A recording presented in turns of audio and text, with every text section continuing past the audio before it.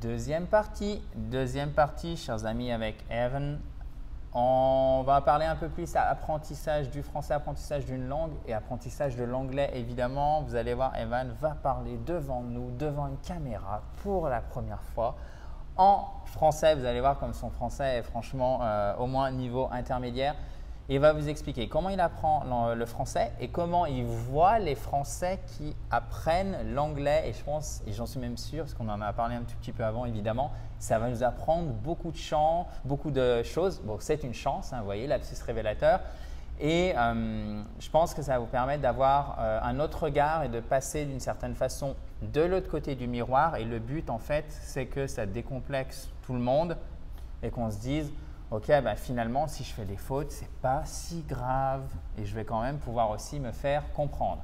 Mais avant, chers amis, vous le savez, j'organise une formation spéciale qui s'intitule « Le plan précis pour parler anglais rapidement et couramment ». Donc, elle aura lieu le 11 septembre à 20 h heure de Paris. Le 13 septembre, alors cette fois, c'est à 15 h heure de Paris. Donc ça, c'est le mardi et le jeudi. Et le dimanche 16 septembre à 20 h heure de Paris. Ok. On va parler compréhension, prononciation, pratique de l'anglais évidemment. Ok. Pour vous inscrire, parce que les places sont limitées, donc inscrivez-vous à une seule de ces sessions s'il vous plaît. Parce que toutes les fois, en fait, j'ai des gens qui s'inscrivent à plusieurs sessions et c'est dommage parce que comme je sais que les places sont limitées, ça va être complet. Donc, jouez le jeu et donnez la chance à tout le monde d'y assister, d'accord? Pour vous inscrire, c'est simple. Vous avez le i en haut à gauche si vous êtes sur YouTube ou dans la description de la vidéo. Et si vous êtes sur Facebook, même chose. Le lien, par contre, il est en haut dans la description. Ok, Evan. Okay. In English or in French right now? On essaye en français. On essaye en français, super. Alors, aujourd'hui, tu as 28 ans, c'est ça? Oui, c'est vrai. Ok, super. Tu apprends le français depuis combien de temps? J'ai commencé au début du lycée et j'ai pris pour 3 ans en lycée.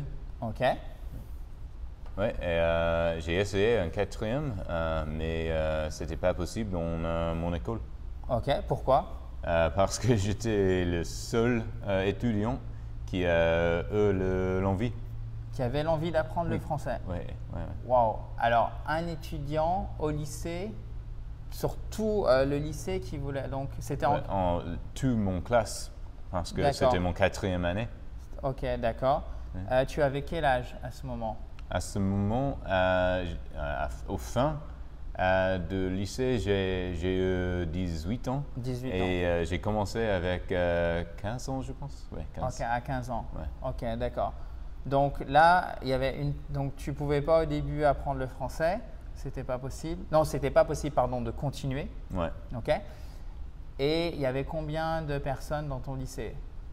Dans mon lycée, je pense près de 1200. 1200 personnes, il y avait une seule étudiant qui voulait apprendre le français. Mais ce n'est pas possible pour les étudiants de leur première année parce qu'ils doivent prendre le France 1. Ouais. Ok, d'accord. La première année de France. Il faut, d'accord. Donc toi, tu étais un peu plus avancé, donc tu n'avais ouais, pas de classe. Ouais, c'était mon quatrième année et j'ai cherché le quatrième classe de français. Mais pas possible, parce que tu étais tout seul. C'était seulement obligatoire de prendre 2 ans. Ok. Et après, c'est juste si tu aimes apprendre la langue. Mais c'était plus que français qu'on peut choisir. Donc c'était une option. Oui, il est aussi de espagnol, allemand et latin. Ok, alors espagnol, allemand, latin, donc c'est un peu, vous voyez, ça ressemble beaucoup à la France là pour le coup. Nous, on a l'italien aussi souvent. Mais du coup, je me demande, mais les Américains au lycée, ils apprennent pas de langue étrangère? Pas beaucoup. Ils apprennent un peu dans le lycée et juste après, ils oublient. Ok, donc alors finalement, on n'est pas très bon en langue étrangère aux États-Unis. C'est rare ici de connaître beaucoup de gens qui peuvent parler une langue qui ne sait pas anglais. Ok, donc il y a peu de gens qui maîtrisent une langue étrangère. Ouais. Ok. J'avais une question sur le système scolaire, parce que je pense que c'est vraiment intéressant. Dis-moi, si j'ai bien compris, en fait, il y a 3 parties. Donc ici, j'ai primary school. Ouais. Ok. Elementary. Elementary school. Tu dis primary school ou pas du tout? Maybe. Ok. It's better to say elementary school. Ok. Very much. Cours élémentaire. Ok. Donc, je vous l'écris. Donc ça, c'est jusqu'à quel âge? J'oublie toujours l'âge, mais... Jusqu'à je 11 pense- ans? Jusqu'à 11, oui, c'est vrai. Ouais, ok. Et à partir de 4 ans, 5 ans? Comment? Désolé. À partir de 5 ans? À partir de 5 ans? From 5 years? Ouais, c'est 5 ans. 5 years First old. through 5th grade. Ok. Donc 5, 11 ans. Et le 1, en fait, ça se fait comme ça. C'est juste une barre, le 1. Ouais. Et nous, on met ça. Non, toi, Voilà. tu mets. Voilà, tout à fait. Et vous, c'est juste comme ça. Ouais, Donc ça, c'est 11. ouais. Right, ok. Donc, cours élémentaire, ok. Et après, bon, c'est facile, c'est middle school. Middle school, ok. Donc ça, c'est jusqu'à 14 ans, c'est ça? Oui, c'est ça. Ok, donc on va dire 11, 14 à peu près. Ok. Et donc toi, tu as commencé le français ici, Non. ou tu as commencé middle school? J'ai commencé à lycée, alors c'était... Voilà, c'est ça, la première année de lycée, high school. Oui, Ok. Donc après, donc ça c'est cours élémentaire, collège, en fait école primaire, collège, high school. Ça, high school, c'est le lycée, ok? Et c'est 14-18. ouais. Voilà. Ok. Donc toi, tu as commencé langue étrangère en fait ici, le français ici, quand tu avais 14 ans. Oui, Première année de high school, right? Ok. Donc vous voyez, c'est comme s'il avait commencé en seconde. Ok. Donc tu arrives à la fin du lycée. Est-ce que tu parles bien français? désolé, encore une À fois? la fin du lycée? Ouais. When you finished high school, how was your French? Pas comme maintenant, mais je peux aller en France et je peux survive, comment on dit? Survivre. Survivre, oui. Ok. Comment tu dis en anglais? Survive. Survive, oui. Ok, nice. Ça c'est facile, hein, oui. Survive. Survivre. Survivre. Exactly. Ok, je vous le donne en plus. Toujours du vocabulaire bon à prendre. Est-ce que tu peux le répéter pour nous, s'il te plaît? To survive. To survive. Alors, j'ai une voix qui est moins bien que celle d'Evan, mais du coup, on en profite. Hein. Il est juste à côté de nous. Alors, tu as l'habitude des Français. Souvent, tu vois des Français. Ouais. Ok. Est-ce que les Français parlent bien anglais? Souvent, oui. Ok. Tu es déjà allé en France? Oui, Ok. beaucoup de fois. Et quand tu posais une question en anglais, les Français répondaient en anglais ou... Mais je pose mes questions en français. Ok. Donc ils te répondent en français? Ouais, mais Ok. quelquefois, ils peuvent voir, bien sûr, je ne suis pas français et ils essaient de parler anglais avec moi. Ok. Mais je veux apprendre français et j'essaie de rester en français. Ok, vous voyez, très important. Donc tu n'as pas peur de faire des erreurs? Ouais, c'est vrai. Ok. Et quel est le défaut des Français quand on apprend l'anglais? Le défaut Quelle est des notre Français. plus grosse difficulté? Pour les Français? Oui, pour les Français par rapport aux Américains. Désolé. Do you see any difference between French people learning English and American people learning French? Peut-être les Américains, ils essaient pas assez fort. Ok. Mais j'ai une théorie. Vas-y. Mais c'est pour quand je suis en France. Ok. Vas-y. Et beaucoup les Américains, ils disent quand tu es en France, les gens là, ils veulent pas parler anglais. Et je trouve que c'est un peu vrai, mais si tu fais les erreurs en français devant eux, et tu vois, tu les montres que c'est pas ton première langue et tu fais des erreurs devant eux, ils ont peur, ils ont pas peur de faire des erreurs devant toi en anglais. Ok. Parce que les Français, ils sont fiers Donc les Américains sont comme ça et les Français ont une certaine fierté de leur langue. Ouais, les Américains, ils parlent pas anglais assez bon que les Français. Ils parlent français. Ok, tu veux dire ils parlent pas aussi bien français que les Français? Les Américains, ils parlent pas assez bon anglais que les Français parlent français. Ok, d'accord, ok. Ouais. Je comprends. Ils ont pas la même fierté. D'accord, ils font des fautes dans leur langue maternelle. Ouais, Ok. ouais. Mais si tu montres à un Français, tu fais des erreurs en français, ils n'ont pas peur d'aide-toi en anglais et fais des erreurs devant toi en anglais. Ok, je comprends, bien sûr. Donc en fait, la façon dont un Américain, il n'a pas peur de faire des erreurs. Normalement. Ok. Alors qu'un Français, il va tout de suite dire ah c'est pas parfait, donc c'est pas bien. Oui, mais c'est nécessaire pour apprendre une langue, non? Je suis tout à fait d'accord. Donc vous voyez, en fait, il y a ce rapport à l'erreur qui fait toute la différence. Et ça, c'est pas une question d'intelligence, c'est pas une question d'âge, ok? Quoique, je trouve que c'est encore plus ancré, encore plus marqué chez les générations, par exemple, années 40, années 50, années 60. C'était encore plus parce que je pense que du coup, il y avait un apprentissage très strict à l'école, si tu veux. Donc, ça devait être vraiment parfait. Tu ne faisais pas de spelling mistakes, des fautes d'orthographe, erreurs de grammaire, etc. Donc, ça, c'est une bonne chose. Mais de l'autre côté, malheureusement, et évidemment, c'est le cas pour les générations suivantes aussi, mais peut-être un petit peu moins fortement, du coup, on a l'impression que dès qu'on fait une faute, en fait, c'est la catastrophe. Donc, on n'ose pas faire des fautes. Et comme tu l'as dit, si on veut apprendre, on doit faire des fautes. Pas le choix. Ouais. Voilà, ok. Donc, vous voyez, ça c'est bien parce que quand je vous le dis, c'est différent et je préférais que ce soit Evan qui l'exprime de cette façon.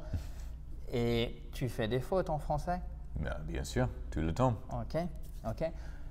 Et il est en train de s'exprimer devant vous. Il y a probablement plusieurs milliers de personnes qui vont voir la vidéo et c'est pas grave. Il n'y a pas de problème. Et d'ailleurs, je pense que vous serez d'accord pour dire qu'il s'exprime déjà au moins bien, voire très bien en français. Est-ce que tu parles français tous les jours? Normalement, un peu, oui. Ok. C'est combien un peu? C'est 10, 20 minutes, 30 secondes? Au moins 5 minutes. Okay. Chaque jour, je pense que c'est plus de le moins. Ok. As often as possible. Right. Malheureusement, non. Mais ok. C'est plus facile en anglais. Ok, oui, surtout quand tu es à New York. Ouais. Okay. Est-ce que tu regardes la télé en français? Quelquefois, oui. Ok. Mais c'est difficile aux États-Unis. Oui, bien sûr. Sur Internet, peut-être, non? Sur YouTube, tu trouves des avec vidéos? un VPN. VPN, oui, exactement. Ouais. Alors, VPN, c'est Virtual Private Network. Ouais. Et ça permet techniquement, on ne va pas expliquer techniquement, mais ça permet de faire croire à un site Internet que vous êtes dans un autre lieu que celui où vous êtes actuellement. Par exemple, si j'utilise un VPN, là, par exemple, je ne l'utilise pas, on est à New York, le site va voir que je suis à New York et va me dire c'est pas possible parce que vous n'êtes pas en France, donc vous ne pouvez pas regarder, par exemple, telle émission de France 2 en replay. Donc, si j'allume le VPN, en fait, le site Internet, par exemple France 2, va croire que je ne suis pas aux États-Unis, mais va croire que je suis en France et du coup, je vais pouvoir regarder le contenu. Évidemment, reste à vérifier, savoir si c'est totalement légal, si on peut l'utiliser. Donc, c'est des outils qui existent. Moi, personnellement, vraiment honnêtement, je ne l'ai jamais utilisé parce que, par exemple, sur YouTube, vous avez tellement de choses. Okay, donc, on va dire que c'est des outils qui existent. Mais nous ne l'utilisons pas, évidemment. Voilà. Alors, aussi très intéressant. Donc, tu vas regarder, tu vas essayer de trouver des émissions de télé, d'accord? Ouais. Ok. Tu vas lire en français? Oui, j'aime bien en fait les livres. Je prends avec les livres qui ont mis en anglais sur une page et en français sur l'autre. Donc, version bilingue. Oui, exactement. Ouais, j'avais fait une vidéo, je ne sais pas si vous vous souvenez, je vous mettrai le lien juste en dessous parce que ça existe évidemment pour les francophones et pour les anglophones. Donc ça, c'est quelque chose que tu fais depuis longtemps? Depuis 2 ans. Ok, tous les jours? Non, pas tous les jours. Ils sont difficiles à trouver aux États-Unis et Ah ouais? il faut que je trouve en France. Amazon? C'est difficile. Ok. Je cherche dans les magasins français. Ok, donc vous voyez en fait, on pourrait se dire aux États-Unis il y a tout. Là honnêtement, là je suis un petit peu étonné. On pourrait se dire, là je vais poser plein de questions naïves dont on connaissait la réponse, mais c'était vraiment pour vous apporter un maximum de contenu. Mais là pour le coup, je suis vraiment étonné. Même aux États-Unis où il y a tout, vous avez du mal à trouver des livres bilingues. C'est pour vous dire à quel point en fait les langues étrangères sont pas très importantes. Ok, et ça évidemment. C'est dommage, donc encore une fois, ne serait-ce que pour ça, félicitations à toi. Donc tu lis, tu écoutes du français, tu parles français. Est-ce que tu aurais peut-être un ou deux conseils d'apprentissage à donner à tous ceux qui veulent s'améliorer en anglais? Désolé encore. Un ou deux conseils Ok. Pour les gens qui veulent apprendre. Qui veulent apprendre l'anglais. Oui, mais l'exposition, on peut dire ça. C'est très important d'avoir l'exposition à la langue. Ok, alors which kind of Exposure. Which kind of exposure? Je ne sais même plus comment on dit en français. D'entendre de l'anglais en fait, d'être immergé dans un environnement anglophone. Oui, c'est important d'entendre les conversations en anglais, de lire en anglais. Pour moi en français, ouais. Donc et écrire aussi. Donc il y a deux choses là. Il y a la fréquence, c'est-à-dire que ça doit être souvent, régulier. Et alors travailler l'écrit bien sûr, mais travailler l'oral. Donc par exemple, trouver un correspondant. Ouais, ça peut marcher, ouais. Ok. Est-ce que toi tu avais un correspondant pour parler ou écrire en français? Non, j'ai une copine et je parle en français avec elle. Ça c'est l'arme absolue en fait. Vous l'avez pas vu venir. Il a sorti l'atout de la manche. Donc qui est francophone, qui est française. Oui, elle est française. Ok, donc tu triches. Non, mais c'est un peu plus facile comme ça. Voilà. Bon, vous savez ce qu'il vous reste à faire. Bon, évidemment, je plaisante. Alors, une petite chose sur tout ce qui est apprendre l'anglais avec family member. Ok, donc le membre d'une famille. Comme ça. Right? Can you pronounce it for us? Family member. Very nice. Can you say it again? Family member. Here we go. OK. Donc, quand vous apprenez l'anglais ou n'importe quelle langue, et c'est aussi valable pour le russe par exemple, avec un membre de votre famille, il faut vous méfier parce que la personne souvent, même lorsque vous faites des fautes et des grosses fautes, vous comprend tout de même, donc elle a tendance à ne pas corriger ce que vous dites, ok, et surtout vos erreurs. Donc faites bien attention parce que là-dessus, vous pouvez tomber dans le piège.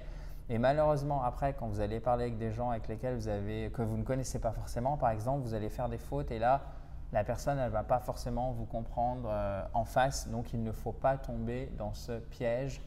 Il faut se méfier. OK? Merci beaucoup, Evan. Pas de souci. Très sympa de ta part de nous aider à nous améliorer en anglais. OK? Est-ce que tu voudrais ajouter quelque chose pour la fin? Ajouter désolé. Do you want to add something? Non. Allez, les bleus. Ok, super. Ok. C'est quoi ton sport préféré? Moi, j'aime bien le football américain. Oh God. Ouais. Okay.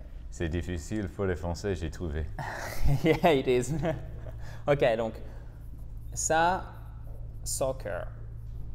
Ça, c'est le football, notre football européen à nous, aux US. OK? Ouais. Right? Football, c'est le football américain. Ouais. Right? OK. Donc, ne tombez pas dans le piège où vous pourriez penser que football, c'est le football à la française, le football européen. OK, non, c'est soccer. OK. Est-ce que tu regardes le baseball, ice hockey? Pas très souvent. OK. Ouais. Alors d'ailleurs, si vous connaissez les règles du baseball, moi je suis prêt, j'aimerais bien que vous m'aidiez parce que je n'ai toujours pas compris, à part le fait que ça dure 3h30 pour un seul match. Voilà, c'est à peu près tout ce que je sais, mais on va y arriver. OK. Thank you again. Ouais, Very nice of you. OK. Thank you. Guys, si vous avez le moindre question, le moindre commentaire, vous mettez ça juste en dessous et on reviendra vers vous. Alors, rapidement, j'espère réellement que vous avez apprécié du cours un peu différent par rapport à ce que je fais d'habitude. vraiment pour vous apporter un maximum, de contenu authentique et en anglais. Et en plus, là, la cerise sur le gâteau, c'est vraiment, vous voyez comment un Américain apprend le français. Donc, vous êtes de l'autre côté du miroir, si je peux dire. Vous le savez, avant de partir, si vous ne l'avez pas encore fait, vous pouvez participer à la formation spéciale que je donnerai le mardi 11 septembre à 20h, le mercredi à 15h, 13 septembre et le 16 septembre à 20h heure de Paris. Formation sur Internet et gratuite intitulée « Le plan précis pour parler anglais rapidement et couramment ». Donc, on va parler compréhension, expression et pratique. Ça, c'est la clé, pratique régulière, sans, entre guillemets, vous prendre la tête, de l'anglais. Pour vous inscrire, c'est simple, vous avez le lien juste en haut si vous êtes sur Facebook, si vous êtes sur YouTube, vous avez le lien juste en dessous ou vous cliquez sur le i qui est juste en haut à droite. Tu connais l'expression « se prendre la tête » ? C'est assez informel. Non, je pense pas. Ça veut dire to struggle doing something. Ok. It is really tough, really hard, but you're trying hard. Ok, c'est se prendre la tête. Ok. Voilà. Ok. En passant, vous voyez, on enrichit toujours. Thank you very much again. No problem. Guys, talk to you tomorrow. Bye bye.